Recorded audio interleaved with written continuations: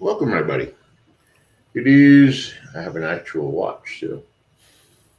5,706 steps, 2.52 miles, 12 2-minute rounds, a partridge in a pear tree. Welcome, everybody.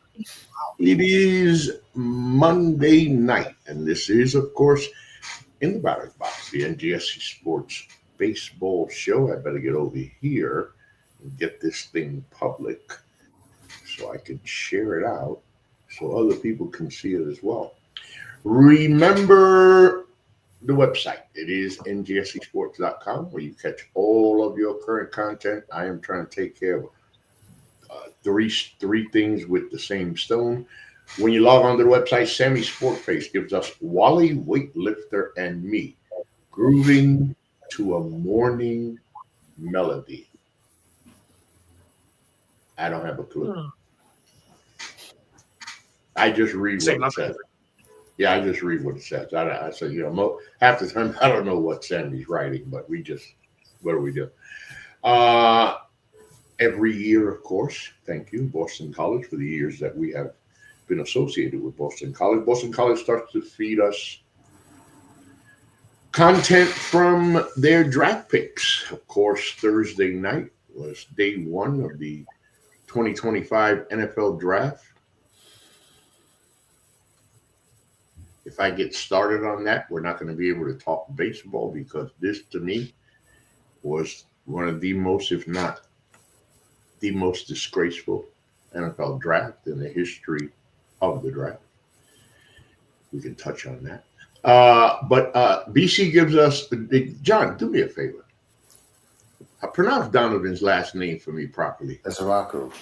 Ezeraku, right? Mm-hmm. All right. Make sure I got it right. Dallas bound. Donovan Ezeraku drafted by the Cowboys. Listen, Harold Landry, the last guy that came out of BC that impact defensive player. Donovan's had a good career at Boston College, I think, and he went to a place where he'll be needed and should make an impact. John. I agree. Yeah, he should. He had a great 4-year career at Boston College, and certainly his last year, this past fall, was probably the best of the four. Ended up being the ACC Defensive Player of the Year, and put up some very impressive sack numbers, tackle numbers for losses, and so forth. Really was the main guy with an offense, with a defense rather, that would eventually end up playing in a bowl game. John, when in need, you dig down deep. And the UMass Lowell Riverhawks baseball team was really in need this past weekend. They were. Pulled it out, John. A strange weekend over at LeLacheur Park based on a rainstorm that took place on Saturday night. They were able to get 6 innings in, but decided to suspend that game. At the time, they were leading. We finished that game on Sunday, early Sunday afternoon, then played the second game afterwards. But the starting pitching was really the key. Alfred Mucciarone on Friday threw 123 pitches, even though that ended up being a loss. But then on Saturday, Brandon Holland pitched very well for 6 innings. And then Nick DeRito finished it off on Sunday. All 3 pitches went over 100 for their starts. And Dylan Better did a great job yesterday of saving not 1 but 2 the games that were played yesterday. And the Riverhawks now find themselves 2 games under 500 in the conference. Yes, they're still 10 games under 500 overall, but the conference is becoming much more important. They've got a gigantic series this weekend with Albany in which they can do 2 things. A, they can pretty much put Albany out of their misery. And number 2, they can punch their ticket to the America East Baseball Tournament. And another one of your pieces, John, again, falling in the category of when you need it, you got to dig down deep. The Fleet in Boston and a 3-game losing streak with that big win over Toronto. Yeah, it was a big win for them. They are now 2 points away from capturing their back-to-back playoff opportunities, and they're playing Montreal as we speak. So the opportunity is there for them to clinch a playoff spot tonight. If they don't, then Saturday afternoon when they host their final game of the regular season against Minnesota. That will give them the opportunity to make the playoffs for the second straight year and give themselves a chance to go after that Walter Cup again. And last but not least, our NFL writer and Cleveland guy, Matthew Wilder, brings us Shedeur Sanders falls to Browns in fifth round steal. So, forgive me, John, I need about 120 seconds. I'll make it as good as I can and as quick as I can. One of the many things that John and I pride ourselves in at NGSC Sports, we tell the guys, the podcasters, the writers, get it right. Okay, get it right. I mean, that's act like you've been there. Know what you're talking about. That's important. One of the things that you do in sports, one of the main things in sports is talent evaluation. Without talent evaluation, how the hell do you know what you have, right? If guys aren't going out there and seeing what's out there, then how do you get the best players? I have a habit of watching film. I love watching film. I'm not a scout guy. I just like watching film. Yeah. Everything that I saw, I'm very sure I'm speaking for John, Louie, and holy crap, I can't even tell you how many other people were speaking about. Like that? Every piece of film that anybody watched on Shedeur Sanders showed one hell of a college quarterback. I mean, does he have flaws? Jesus, what do you have? When was the last perfect quarterback to come out of college? Never. I'll say Right. this though, for one thing, I think he got a bum rap. Okay, a lot of people didn't like his dad, but that doesn't mean you should have to punish Shredder and put him all the way down to the fifth round. He was much better than that. I mean, he got a bum rap. And yes, he really did. And yes, some of the stories going around were about the interviews.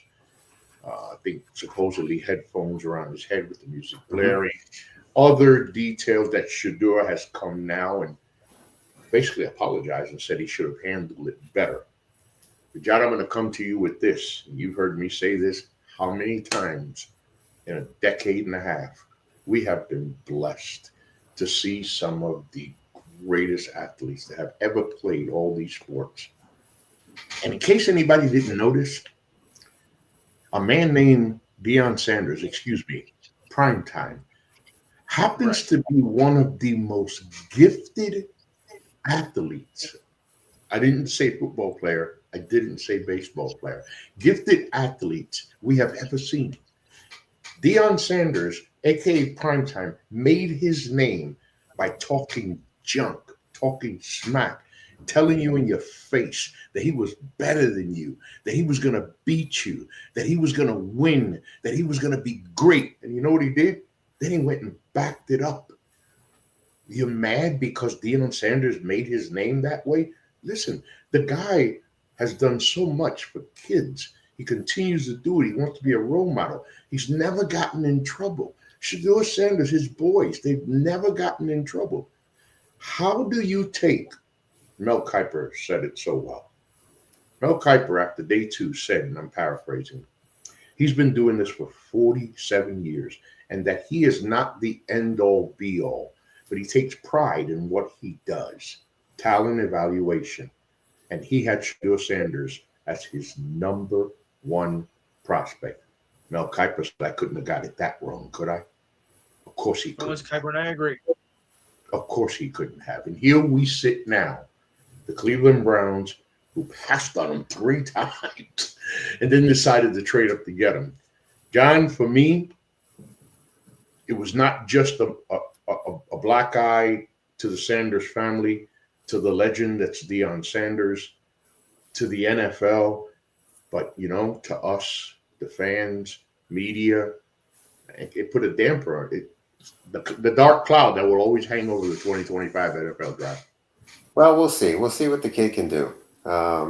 There were those NFL scouts that didn't like what he did at his pro day at Colorado. They didn't like what he did at the combine in Indianapolis back in February.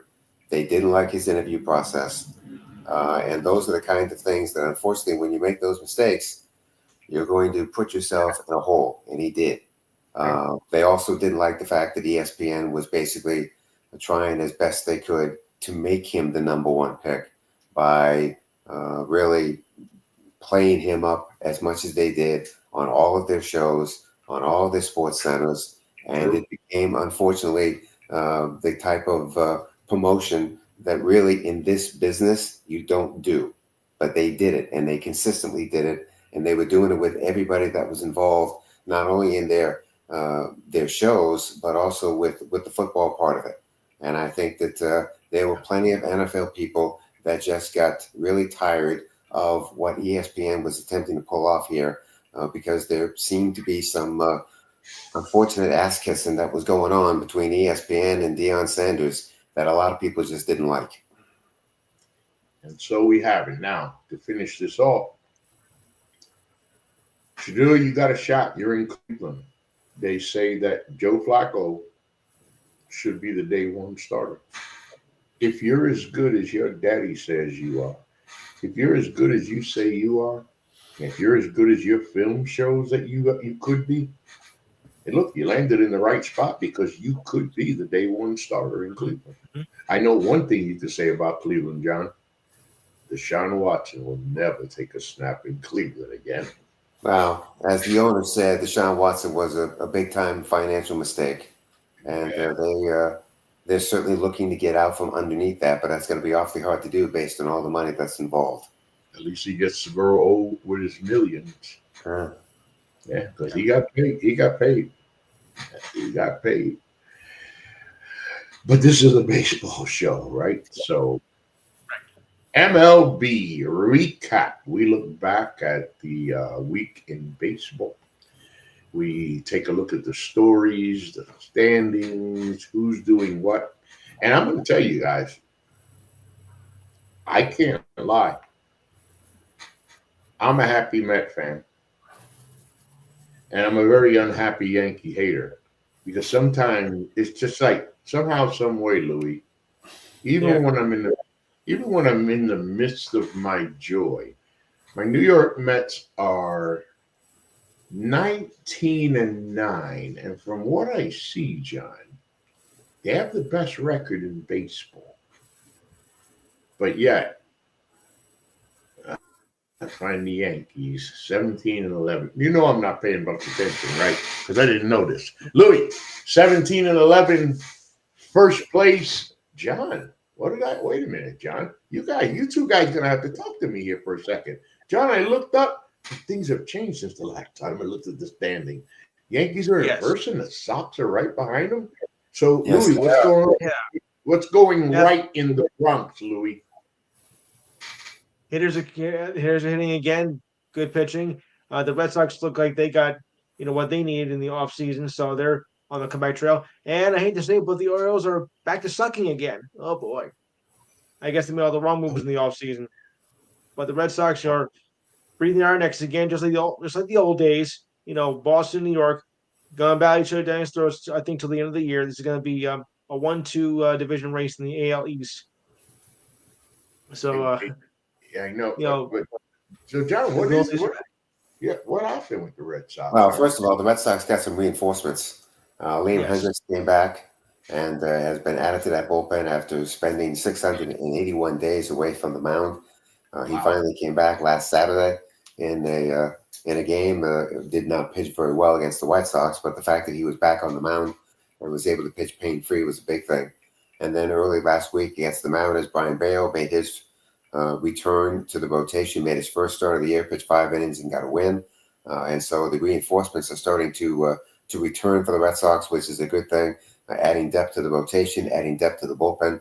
And now there's talk that with the way that Roman Anthony is playing and Marcelo Mayer are playing at the AAA level, that the Red Sox have some reinforcements at the minor league level that are starting to push some of the major league players. So all is good right now for the Red Sox. All they have to do is just keep playing the way they are, and again make the proper decisions at the right time to allow this thing to grow in the right direction. They took 2 out of 3 from the Guardians over the weekend and played very well. And now they're starting to, as we head toward the month of May, really establish what this 25-man roster is going to look like going forward.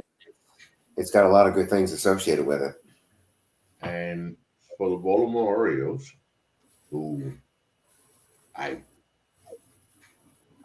assuming still don't suck, find themselves in the basement at 10-17 with the second worst run differential of -39, 3-7 in the last 10 games, 5-6 at home, 5-11 away. But John, they can't even be 5-10 above 500 teams.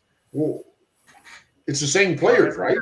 It's the same players, and it's everything that they're doing wrong that over the past 2 years they've done right. They're just not getting the pitching. They're not getting the offense, and unfortunately, it's become a bad combination for them. That unfortunately, based on what the Yankees and Red Sox are doing above them, they're going to have to figure out real quick, because if they allow the gap to get too much bigger between themselves and the top two teams in the division, it may not matter much longer for them. Yeah, by July. Yeah. Good point, Louis. That's a very good exclamation point. You don't want to. I mean, okay, I know it's only the end of April, but as I've said in the past, you don't want to climb. You don't want to be digging yourself in a hole too early, because if you're like say about 15 games below right now, it's a big hill to climb up, and not every team has that ability to climb from 15 back to now to making all the way back up to first. That's a good point. Unless, of course, the 78 Yankees and the 51 Giants, but that's a rare exception. No, that's a good point, because, you don't want to, at All-Star break, you don't want to find yourself 15, 18, 20 games behind, because you got a hell of a hill to climb in a short time. So, while I don't think the Orioles will end up be that far behind, nevertheless, the longer they stay below 500, the worse it's going to get. Yeah, exactly.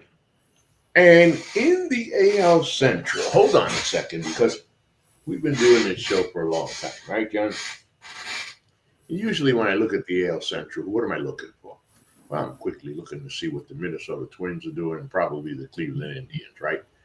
The usual suspects who are going to play barely above 500 baseball all year. Now I turn to my left and I look at the standings, and John, the Detroit Tigers.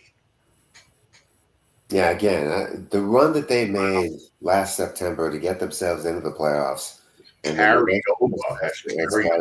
Absolutely, and it's carried over, and they have really solidified themselves as a legitimate team, a legitimate playoff team, based on that run that they made last September.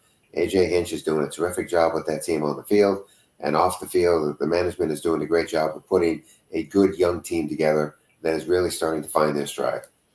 And it's funny you say that, because as I'm watching the Tigers, you said it best. It's as if I'm watching the same team that finished the season last year, and they're playing so good. Cleveland, they traded Jack Flaherty last year. They traded him to the Dodgers, and Flaherty helped the Dodgers win a world championship.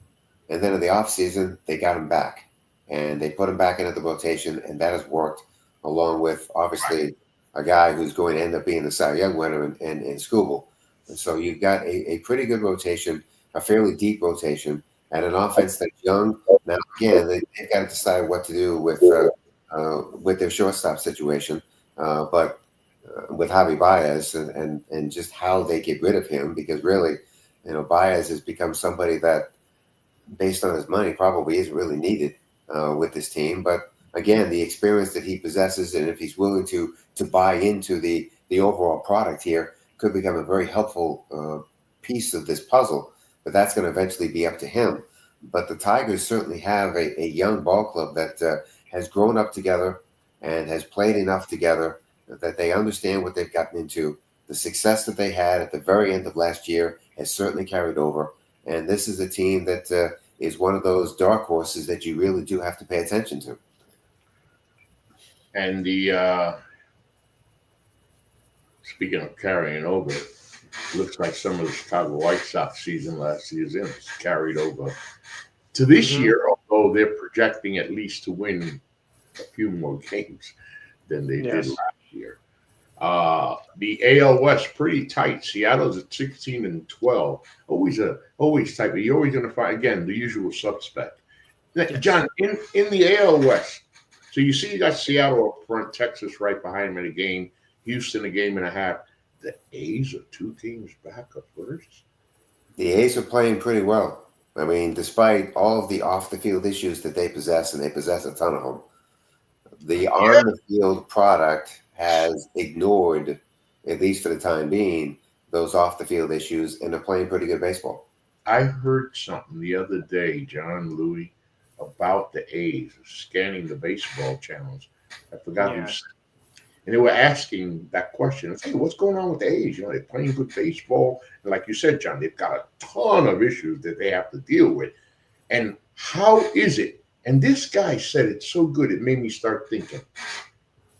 The players, John, might be in the mode of all these issues got nothing to do with us. Well, they don't. I mean, eventually some of them will when it comes to the Some relocation. of them will.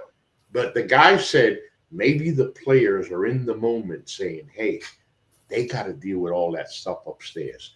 We got nothing to lose. We don't even have a home park of our own. We don't even have a home park. Right. We don't have a home park of our own. Let's just go out there and have fun and play baseball. And this A's baseball team, they look to be playing more together, having a little more fun than they have in the last couple of years.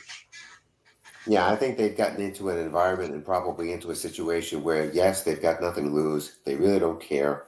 And the combination of the two is allowing them to go ahead and play what they're doing. And I think as long as they can maintain that attitude, which is going to be difficult over 162 games, no question. But if they can maintain that attitude from now until the end of the season, who knows? Who knows, Louis? Who knows? Who knows? Yeah. I guess the question would become, would Major League Baseball allow them to play playoff games in a 14,000 seat ballpark? John,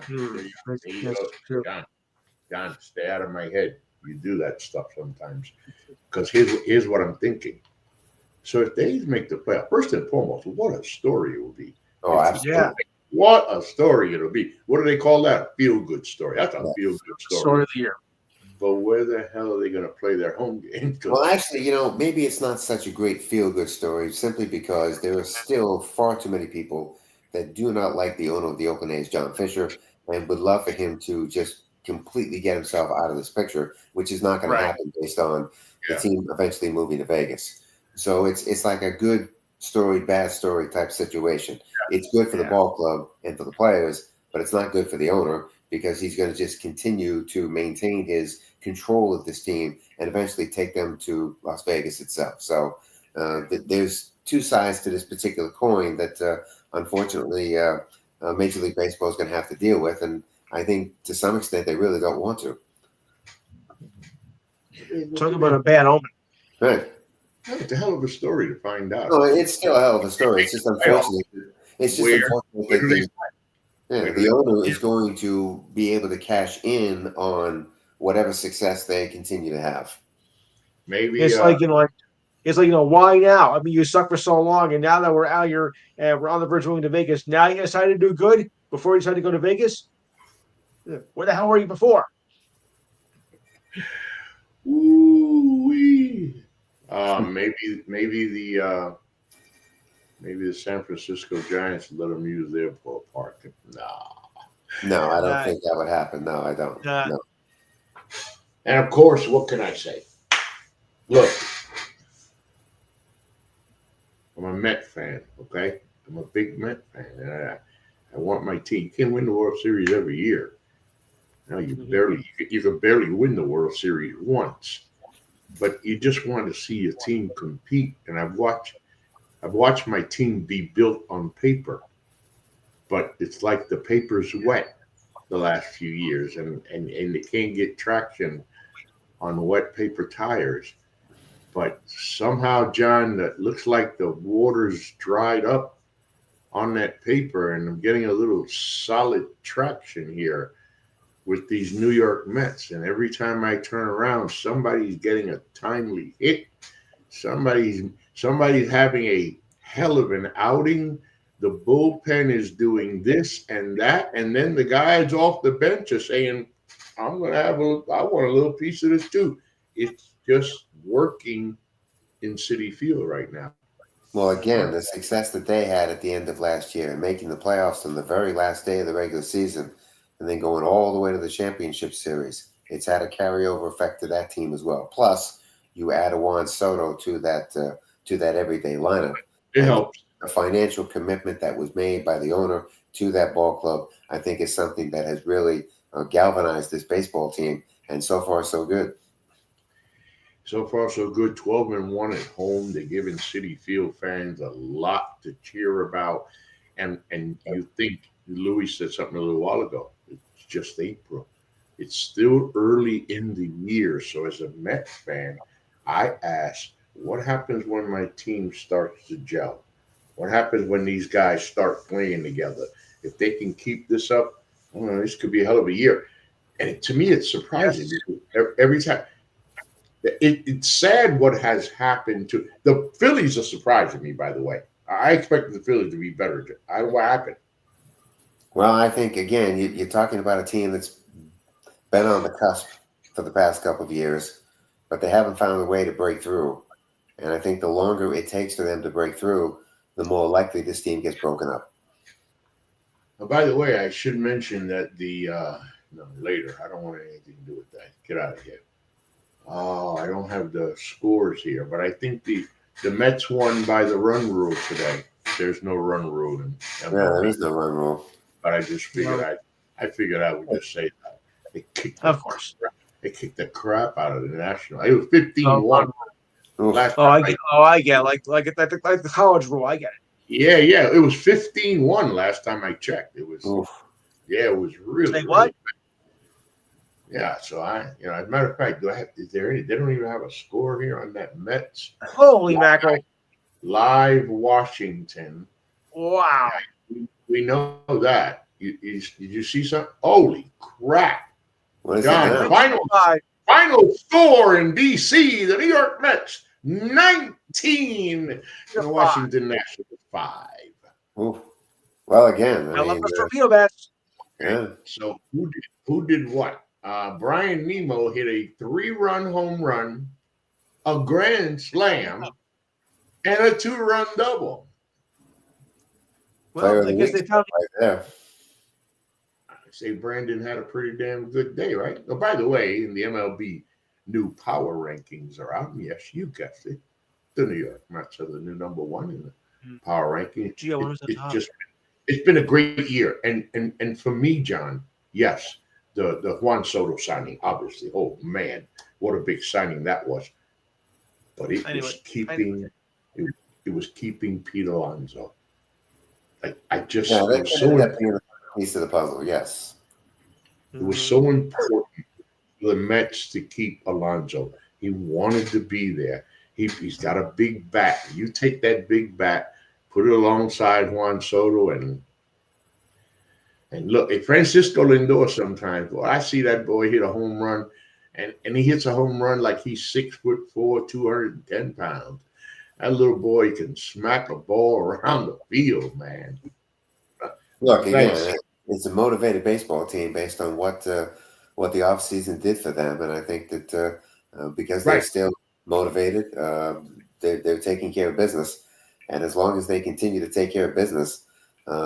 Maybe what we've thought about the Dodgers all during the offseason, there could be more challenges to them than we ever anticipated. Yeah. And in the NL Central, the Cubbies of Chicago find themselves in the lead, a game and a half up on the Cincinnati Reds. The usual suspects, Milwaukee Brewers, St. Louis Cardinals hanging around. And, the Pittsburgh Pirates, John. Number 1, I can't stand any Pittsburgh team. So the only thing I hate more than a Pittsburgh team is the New York Yankees, of course. But even back in the days, when we were watching the likes of Willie Stargell, hey, I got a name for you, John. His name is John. John Candelaria. I used to like watching that lefty throw. And the Pirates had the teams, right? One World Series. Back in '79, yes. and then they went dormant, seemed like for 50 years. And then they have these little bursts in the beginning of the season, but they can't ever seem to get it right. 11-18 in the cellar. Well, Another, again, it's an ownership that the fan base is not all that thrilled about. They're not buying what he's selling, or for that matter, not doing. Granted, they've had pretty good drafts the last couple of years. They got a great player in Brian Reynolds, but still, it's not working the way the fan base would like it to work. there you go, John. You said it. The thing with the Pirates, if you look at the Pirates have finished low enough in baseball that they've been able to take advantage of good spotting in the draft. And not only that, they've had it, John just said it, they've had some good draft as of late, which takes us back to the same thing again. Look at the Rays, for example. Player development. Player development. The Pirates are showing you how you can get high draft picks, pick good players, and still haven't developed them yet. And I don't know, John. It's like a stigma for some teams. Like they can't figure it out. Well, it's not only figuring it out, but it's also spending the money too. And if you have an owner that's not willing to spend money in player development, it's not going to matter what kind of drafts you have or don't have. The end result is still going to be the same. Right. That's where Pittsburgh finds themselves all the time, Louis. They're not only on the outside looking in, they're usually on the bottom looking up. Yeah, they are. I mean, even last year when they started off well in April, after that was over, forget it. And even with Paul Skenes, I mean, which was supposed to be, the face of the Pirates' future, anything but. I mean, he's a good player, but the team but I got to sorry for him. He's, on a crappy team. Mm-hmm. And that's the problem. You don't want to waste. It's Barry Bonds. You don't want to waste Skenes' good years on a bad team, and so the ownership really does have to spend money here to give him a chance to really prove his value to the entire organization. Because I was going to ask, so how long does Skenes stay around? Because Skenes is just not mid-season. Right, he's not just a really good pitcher. This guy's he's got a chance to be a generational pitcher, and he's never going to get to be able to showcase it in Pittsburgh like he'll be able to showcase it somewhere else. Well, look, the Pirates are going to keep him for as long as that contract allows them to do it. Oh yeah. So he's there until it ends, and hopefully in the process, the Pirates put a team together that will allow him the opportunity to really showcase himself and to be the face of that franchise, which is what they want. And then this is where the West is won. Yes. When we ended the Major League Baseball season last year, the Los Angeles Dodgers, Louis, did not beat themselves. They beat the Yankees, and they won the World Series. And then they had an off season that was like, okay, wait a minute, aren't the lesser teams supposed to be?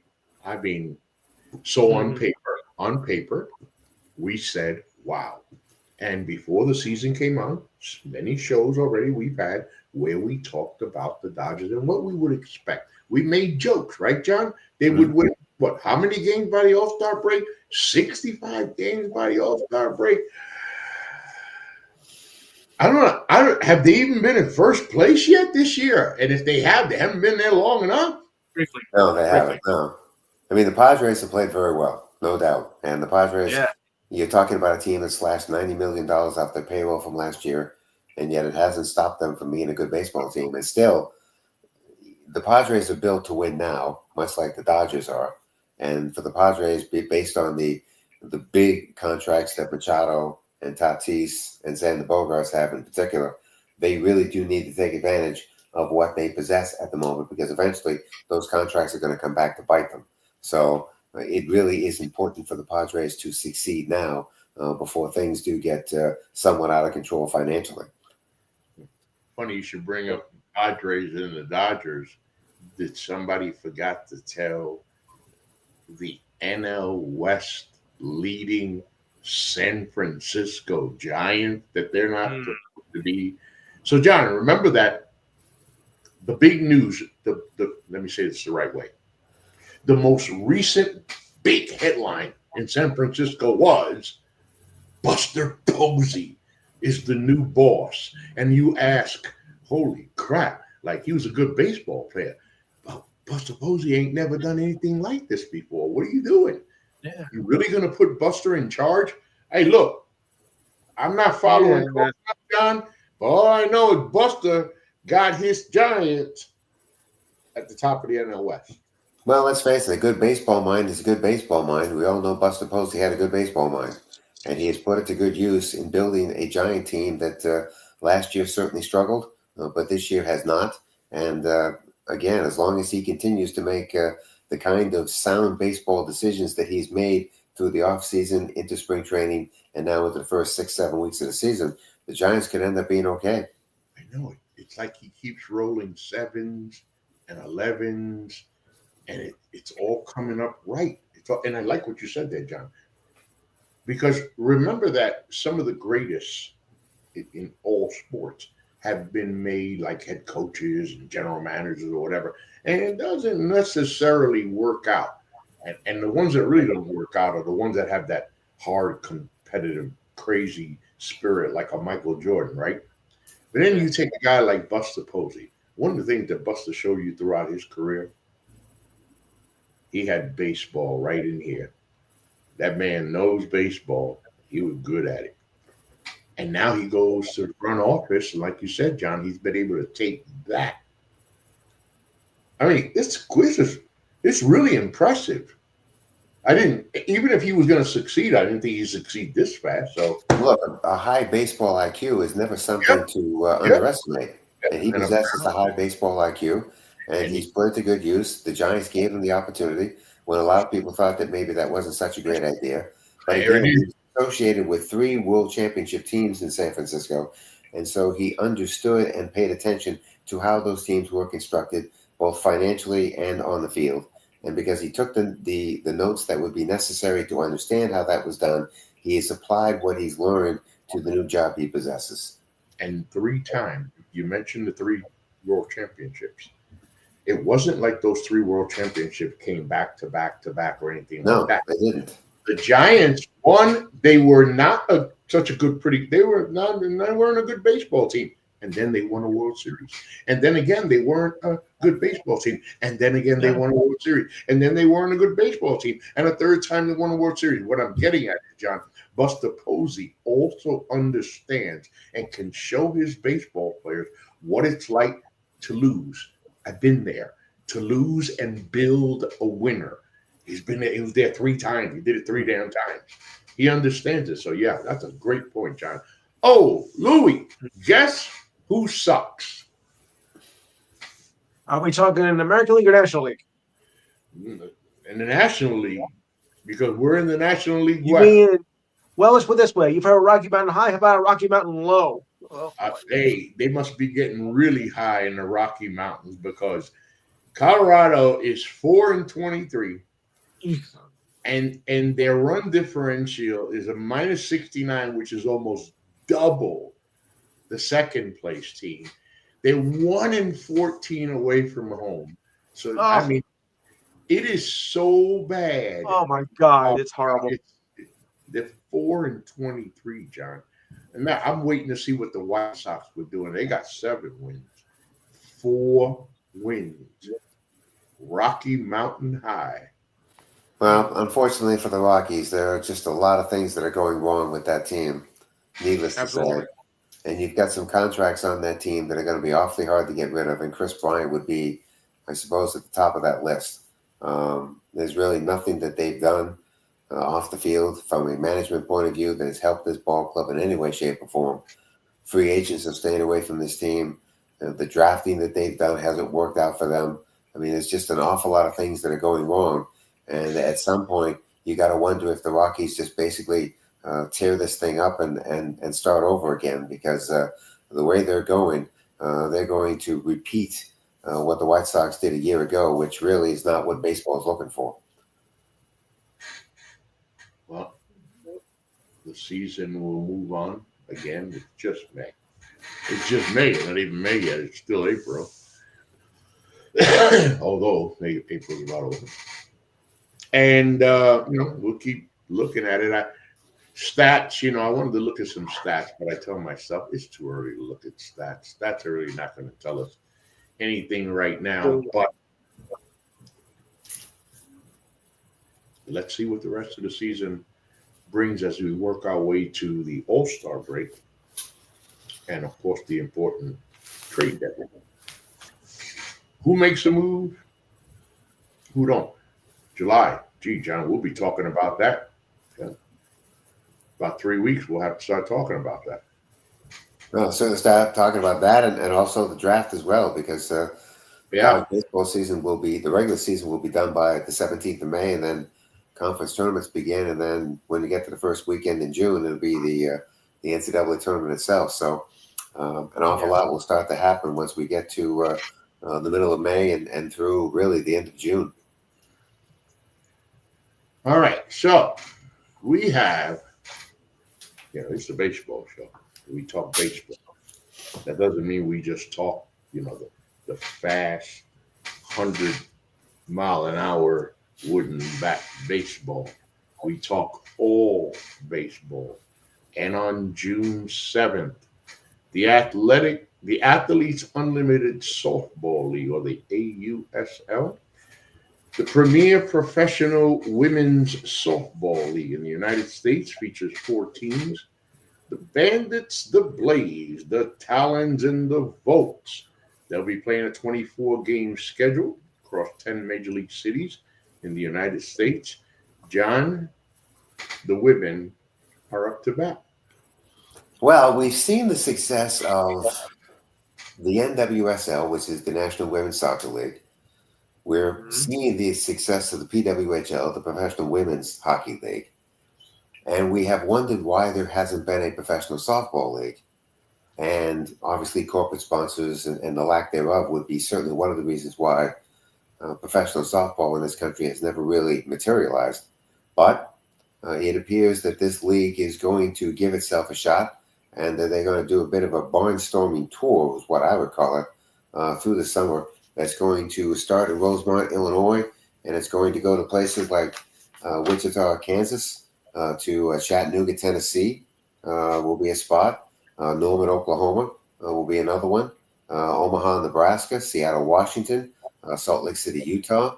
It'll be going to Round Rock, Texas, and it'll eventually end in Tuscaloosa, Alabama, where the best of 3 championship series will take place. ESPN is going to be the primary broadcast sponsor of this league. They're going to do 33 games through their platforms, and there's going to be another 30 that will be done on what's called linear TV, which I'm not quite sure what that is. The interesting thing about this is who the commissioner of this league is, and it's going to be Kim Nigg, who the last we heard was associated with the Miami Marlins, and she came on board last summer as a special advisor to this league, and she is now the commissioner of this league and has been given the responsibility of creating the branding, promoting this league, and promoting its growth. Interesting. I'm looking here. Chattanooga, Tennessee, Frost Stadium, University of Tennessee, Chattanooga. $20 for a ticket, John. Is that what it is? How big is that stadium? That's a good question. Let's see if I find out for you here. Wow, how about that? Okay, so let's see. We're going to Frost Stadium. Let's find out about Frost Stadium, boys and girls. Tells me that Frost Stadium, website please. Oh, it says it is the dream of Jim Frost. We figured that much out. It was named after someone. The 1,500-seat stadium includes first base, third base, and outfield bleachers Hey, let me give you a view of that. You want to see it? Okay. So obviously, we're talking about ballparks across the country, softball parks across the country that really you would call them low to mid major size facilities. Yes. And obviously, all of these parks have broadcast capability, which is where ESPN gets into this. Wow, that's a nice looking ballpark. Wow, Yeah, I was about to say that, right? that's a nice looking softball park. Absolutely, Yeah. absolutely. Yeah. When I saw the picture before I shared, that's why I said let me share it, because I looked at the picture at first and said, wait a minute, and I know where this is. Okay. I've been to UTC. I didn't. This is really nice. They got more here. Oh, look Wow, at that. Look, I like it. I do too. home of the UTC Lady Monks. So all of these parks that they're going to are basically going to be college softball ballparks. I'm guessing. Hey, John, I smell a trip to weekend Hey, trip. why not? Why not take a look at this and see what this is all about and see what kind of Not attention only and interest this thing gets. not only that, it's a bonus for me because on the way I pick up my 4 grandkids, take them to the game, take them to the ballpark. There you go. I've I mean, never that's done. what, field turf? Is that what that is? Yes, so this is the schedule for this is uh June 13th through the 15th. Friday June 13th and Saturday the 14th. Talons Blaze. Let's see what we got here. That's a nice. Look at that. That's a That's a really. nice one. That is a very nice softball Yeah. ballpark. No question. Hey John, are you impressed like me? I am. That's a very nice looking ballpark. Absolutely. Really, look at this place. Oh, that's it, John. Decisions made. Absolutely. Holy crap. There you go. Oh wow. I'll tell you what, folks. Yeah. I think that yeah. I think that I can go do some. Yeah, I talked to my son.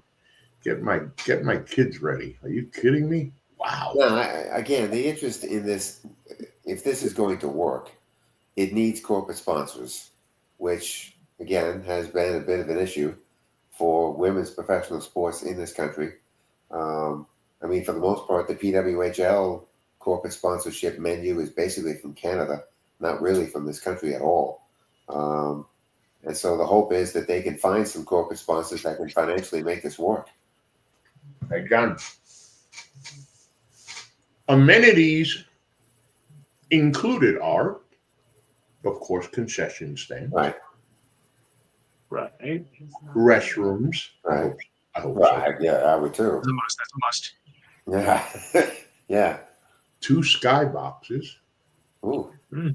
They got suites.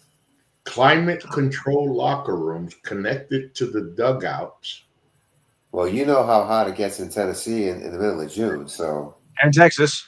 yeah. batting cages and bullpens, and a glass enclosed press box. Wow. Ah. Wow. John? Well, if you're interested in doing that, you're going to have to find out who to contact to be able to get yourself in there. I mean, the thing is, that's like the Memphis. That's three hours away. But Yeah. I'd only be doing it for 2 games, all right? Right. I got to look at that schedule, John. Let's look at this schedule, boys. Let's look at this schedule. Well, like I say, it's June 13th through the 15th, so that's when they're in Chattanooga, Tennessee. I got you right here, buddy. Here it comes. So we've got. There you go. Season starts Saturday, June 7th. That's correct. Rosemont, Illinois. Correct. Talons Bandit. Let's see. Wichita, Kansas. Rosemont, Illinois. Sulphur, Louisiana. right? Chattanooga Sulphur, Chattanooga.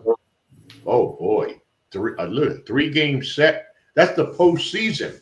That's the championship, right? That's at the University of Alabama. Hold it. Hold the phones. Hold the phone. Louis. Yes. Hold the phone, Louis. Rhodes what? Rhodes Stadium. And they spell it R-A-H-O. Rhodes Stadium. Well, Right. Yes. I don't want Randstad. I want the stadium. Stadium. Just spell it, Rob. Stop playing around. Rhodes Stadium. Give me a second, John. We're gonna find out some stuff here. Go ahead. We're gonna find out some stuff here, John. We're gonna find out some stuff here. Rhodes Stadium. Oh Lord. But it's a nice trip though. 4.5 hours away from me. So in my car, I would say that's 3 hours and 45 minutes. What's the stadium look like? We're going to find out now. Rhodes Stadium, which is the postseason. All right. And that would be Saturday, Sunday, Monday. Wow. How about this? That's right after our vacation, after we get back from you. Okay. So and my wife wouldn't. She's not a baseball person. Maybe I could do this by myself. There you go. So Rhodes Stadium. Let's take a look at Rhodes Stadium. That is what we've got to do. We've got to look at Rhodes Stadium. Because now obviously we're curious because Lady Mocs are playing in a really nice place. No kidding there. Man. I don't think that Rhodes, hold on, I may have to do the website and not the photos. Let's see, here it comes.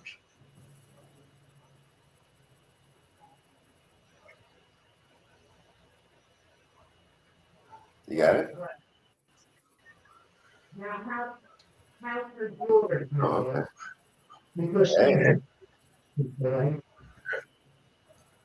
All right, so let's see a photo gallery here.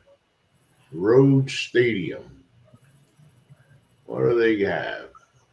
What do they have here? Now that looks like a grass field. Yeah, that's. Oh, wait a minute.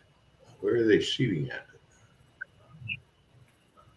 They've got seats. It's not. It sure ain't. It sure ain't the UTC field. No, that's true, but they do have seats. Interesting. Interesting. Okay. In Tuscaloosa. I can get to go to the University of Alabama. I'm going to have to seriously consider that, John. But anyway, looking forward to the league. Ticket packages. Reserve Series Pass. That's reserve seats to all regular season games, 2 tickets, and the championship series games, 3, $70. Wow. Certainly affordable. No question about that. Yeah. Wow. Very, very interesting. Oh, yes, folks. We will be covering, paying attention to. Now, they've already had a draft. The draft was held back in January, on January 29th, in which 12 of the 16 spots that are on these teams have already been taken care of. There'll be a college draft that will take place after the Women's College World Series, and that will fill the remaining 4 spots on all of these teams. So these teams do have rosters. They do have coaches. They do have no, Ronnie, they don't. Not yet, anyway. Sorry. Not yet. Not yet, Ronnie. But if they do, you know. Now, I think the other part of this is I think this league is going to try and survive to get to the Summer Olympics of 28 because of softball returning to the Olympic stage and hoping that they cash in on that. once that happens. Yeah. And then, of course, we have to go to our usual before we close the show. And that is this week in college baseball. Well, first of all, Uh, let's focus on the South Florida Bulls because I think that's becoming a bit of an interesting story here. Say Um, again, John. We're doing the what? South What was Florida that? Bulls. Okay.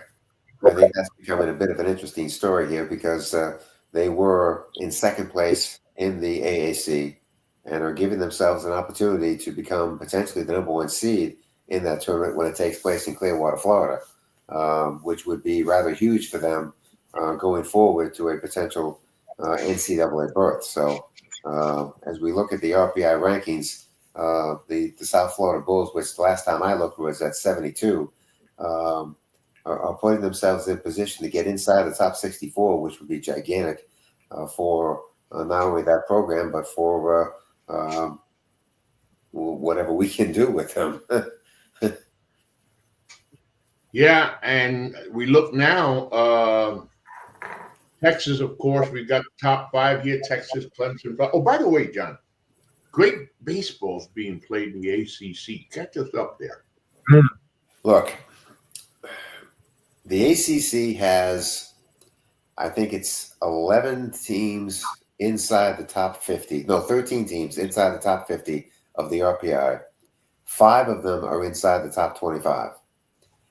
D1 baseball projection field of 64 has at least 11 ACC teams going to the tournament when it gets announced on Memorial Day Monday. There are 2 teams in Boston College and Cal Berkeley that are on the outside looking in.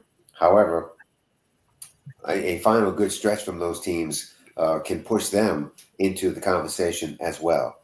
Now, Boston College this past weekend lost a complete series at home to Miami, which really wasn't very good for them. They needed to win at least a game in that series, but they lost all 3. And so that has certainly hurt their situation somewhat. And unfortunately for them, the other part of the equation is they're playing midweek games against teams that have really low RPIs. And so they really can't afford to lose any midweek game of any type from here on out.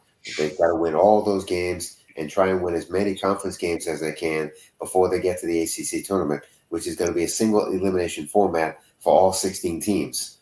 So it's an interesting situation that they've got themselves into, but they've got to win, like I say, all of the midweek games because of the RPIs they're going to be playing against, and then do what they can over the weekends. And speaking of the RPI, Louis, one of the things that I like parity. I like parity, and you don't get that. Here we go with the top 10. I'm not going to tell you who the top 10 RPI teams are. Right. What I'm going to tell you is where they play. So here we go. Top 10 RPI. SEC, SEC, SEC, SEC, SEC, ACC, ACC, ACC, SEC, SEC. Now, the 3 ACC teams you mentioned are Clemson, Florida State, North Carolina. Right, of course. A league dominated by, man, I'm waiting one day, maybe before we move on to the big hotel room in the sky, John, we could have one of those sleepers, one of those Dallas Baptists. Yeah. Unless the NCAA baseball changes the format of the tournament itself, it's going to be awfully hard for that to happen. Because it feels like Groundhog Day every year. But unfortunately, as long as Groundhog Day gets filled by fans that want to see the College World Series, they're not going to change this. No, and of course, let's not forget that too. Now, in Clemson, Florida State, and North Carolina's case, those are the 3 schools that in all likelihood are going to get to host regionals to begin the process of the tournament, which even makes it better for those 3 schools. Yeah, yeah. I mean, and again, we're getting close to the end of the college baseball season. It's nothing like Yes. that tournament. Once the tournament time starts, John. Oh, I asked you about the ACC, but I would be remiss if I don't ask you how things are going in America East Conference in college baseball. Well, the Maine Black Bears and the Bryant Bulldogs are the ones that are going back and forth at the top of the America East standings. Um, the Bryant Bulldogs took advantage of playing Albany this past weekend and swept them, while Maine was taking 2 out of 3 at home from NJIT. Maine is starting to get some good starting pitching from their three-headed monster of Colin Fitzgerald, Carol Lees, and Giannis Gambardella, and they really are starting to position themselves, and they're going to host the America East tournament, which makes it even better.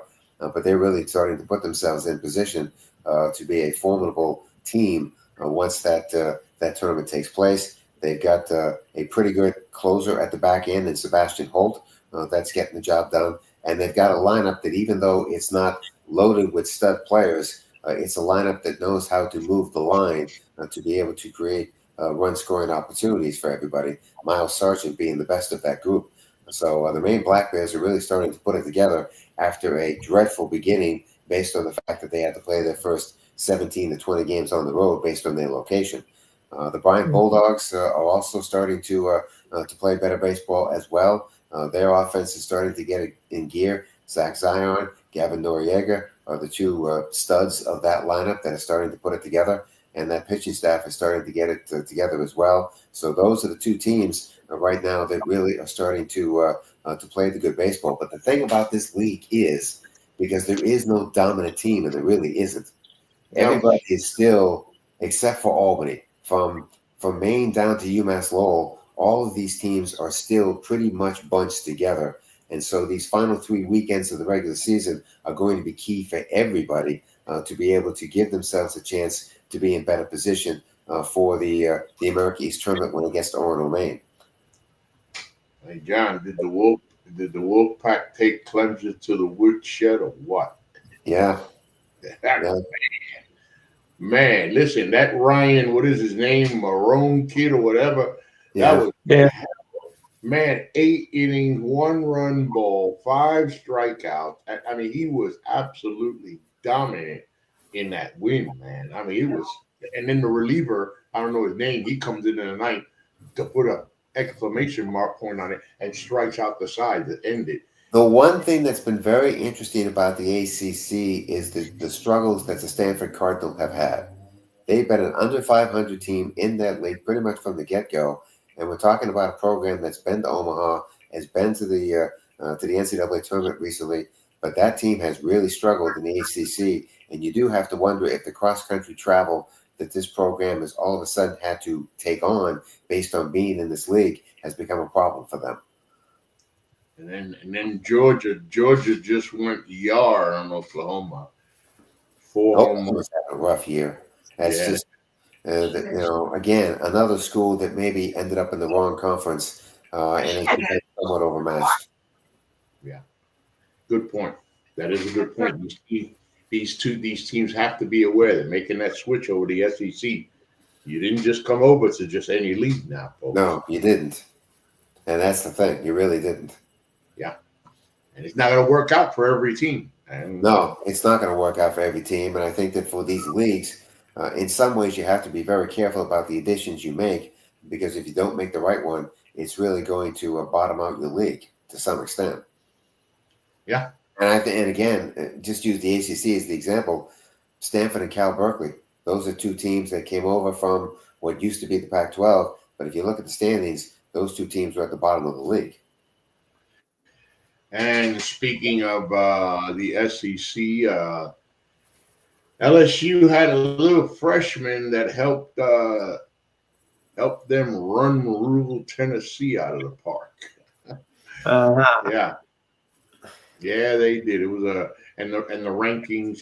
Texas is up top, but a lot of scrambling going on still in the rankings. Of course, as John always tells us, it's not so much the rankings at this time of year now. Is paying attention to the RPI, where teams stand in the RPI, because as teams try to play themselves towards the conference tournament and the NCAA tournament, what they're hoping for when they look on their schedule and they look at their opponent on the RPI list, they want to find that opponent as far down as possible. Yeah. Well, actually, you don't want them that far down. You want to be able to Not play too far, right? But not too far, right? Decent.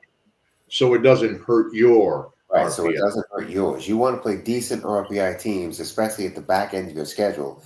And for a lot of teams, unfortunately, that doesn't end up to be the case. For some, it does. But you got to be very careful about how you schedule the back end of your season with midweek games, because that can kill you too. And conversely, there will be teams that find themselves looking to play teams that are way up in the RPI because they're going to need those big Right, wins. that's right. And they need to pull off a bit of a miracle so that they can move up the rankings and allow their resume to look better than maybe it is. All right, we have reached. That's why it's very important for South Florida, for instance, to maintain where they are, because they Good need to again with midweek games that they may have left, and again they've got to win conference games too. They need to get to Clearwater with as best a shot as they possibly can to win that thing, because you don't know how many teams the AAC is going to get in the tournament itself. Good example, John. That's a really good example. All right, Louis, final thoughts. Well, I did mention this a short time ago, but I think the way it's going on for the Rockies, I think they're going to break the White Sox record from last year. I know it's early to say that, but the way they're going right now, forget it. They're just trash, and I don't think the Rockies are going to win. I don't think they're going to win 30 games. About 35 games this year, but that's about it. Just horrible. Good point, John. Final thoughts. Well, I mean, the Red Sox minor league system is continuing to produce, and that's a good thing. And with Roman Anthony and Marcelo Mayer playing very well at AAA, it looks like those guys are really starting to push some of the veterans on the 25-man roster. It'll be interesting to see how the Red Sox handle this situation and how long both of those guys stay at AAA, because they're playing awfully well right now. Yeah. And for me as a Met fan, it's obvious. Pretty good start out of the gate. I'm hoping Juan Soto hasn't made the bang yet that we expect him to make. Loving what I'm seeing out of Lindor. You know, I mean, when Lindor first came to the Mets, I had high expectations, as many Met fans did. I don't think he was living up to them at first. Now playing the kind of baseball that the team signed him to play, keeping Pete. But it's early. It's early. You can't expect the Phillies to continue to play 500 baseball, 505 baseball. You can't expect the Phillies to continue. They're a better baseball team than that. There's no question about that. In the National League East, again, I'll go over to the Atlanta Braves. It's strange seeing them in this position when, say, 3 years ago, we were thinking, oh, boy, here we go. This is another run for the Braves. They're going to win 15 division titles and how many World Series. And all of a sudden, the Braves are almost an irrelevant baseball team, or playing like an irrelevant baseball team. So, but it's early. Season is still young. All-Star break is upon us. Trade deadline is upon us. Like John said, the draft is upon us. So we'll get to all of that. Looking for so much, but thank you for joining us, of course. Remember the website, ngsdsports.com, where you catch all of your current content. I will be back Wednesday. I have a funny feeling that Louis might want to hang out. I'll be back Wednesday with Jordan Maria and my cousin Braden Hudson, as we will be talking NBA playoffs. I'll be there. What's going on? Of course, the New York Knicks pulled out a win. Yes, that was a foul. Yeah. That was a foul. Win. There was no question that was a foul. Of course, it doesn't matter that they called it a foul. It doesn't change the outcome of the game. It does. And not only that, they had been calling the game like that. It was a consistent call. I mean, you see Jalen Brunson driving and doing what he's doing and getting bumped and fouls not being called. Or Cade Cunningham, I seen Cade get bumped a few times and no call was made. By the way, hey Louis, damn, Jalen Brunson winning Clutch Player of the Year was so on point. This guy is. Yes. When I saw him fall, I know you did too, Louis. When I saw him fall, he rolled that ankle and he couldn't get up. I said, "Oh crap, it's over. It's over." I think it's over. And he comes out and 15 points in the fourth quarter, and wow. But Look, John, you know about that game is the fact that the 3 referees who did that game, they don't have to worry about the rest of spring because their summer vacation has now begun. yeah, yeah, that's a good point, John. That's a good point, John. John doesn't talk much right now about the NBA playoffs because, of course, his team is. Okay. I know the Celtics are about to take care of Orlando and move on, so we're okay. His team is the defending NBA champion. More than likely, unless something goes wrong, they should repeat unless the young studs from Oklahoma City decide to. Speaking of Oklahoma City, holy moly, Louis, you seen what Oklahoma City's doing? Unfortunately, yes. John, they're like a freaking freight train. Oh no, yeah, Oklahoma City's been a very good basketball team all season long. I didn't warn you. They can play on both ends of the floor. Absolutely. Well, I'll put to you this way in 3 short letters: SG. Hey, that's about it right there. And He's a I'll great player, no doubt. and I'll also be back on Thursday. Of course, we'll be back on Thursday with the NGSC Sports Political Show. And we call that show by its new name, United, Not Divided, where we meet on common ground. And oh yeah, we got a whole lot to talk about on that. That's going to be a 2-hour show, folks. We got a lot to talk about. Thank you for joining us. We'll be back next week to talk more baseball. For John Doucette, Louis Tenora, I am Ralph G., your host. As I always tell you,